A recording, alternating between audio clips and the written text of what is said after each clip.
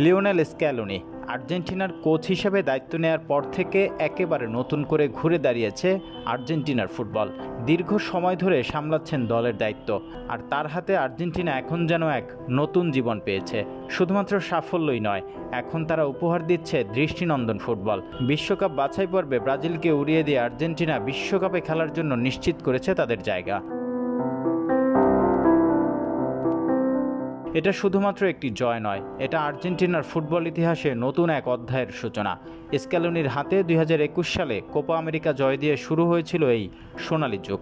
তারপর কাতার বিশ্বকাপ জয় দিয়ে পায় পূর্ণতা, কিন্তু থেমে নেই তারা। মেসি, আলভারেজরা এগিয়ে গেছেন সমান তালে, এমনকি ব্রাজিলকে 4-1 গোলে হারিয়ে সবার আগে লাতিন আমেরিকা থেকে বিশ্বকাপের টিকিট নিশ্চিত করেছে আর্জেন্টিনা।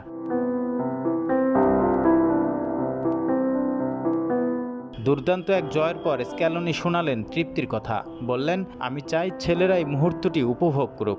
আমরা জানি না এই সময়টা কতটা স্থায়ী হবে, তবে একটা পর্যায়ে গিয়ে এটা একটা মোড় তো নেবেই।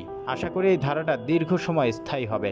সেই পর্যন্ত আমাদের উচিত এই ছেলেদের খেলা উপভোগ করা। আমরা চেষ্টা চালিয়ে যাব।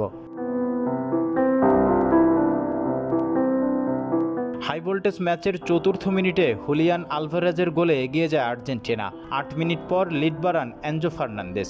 স্ক্যালোনি মনে করেন এটা দলগত জয়, কারণ আমরা একসাথে খেলেছি। আমরা জানি কিছু ম্যাচ আমাদের জন্য কঠিন হবে আর কিছু ম্যাচে সহজ জয় আসবে, তবে সবচেয়ে গুরুত্বপূর্ণ হলো আমরা ভিন্ন ভিন্ন পরিস্থিতিতে খেলার সক্ষমতা দেখাতে পারছি।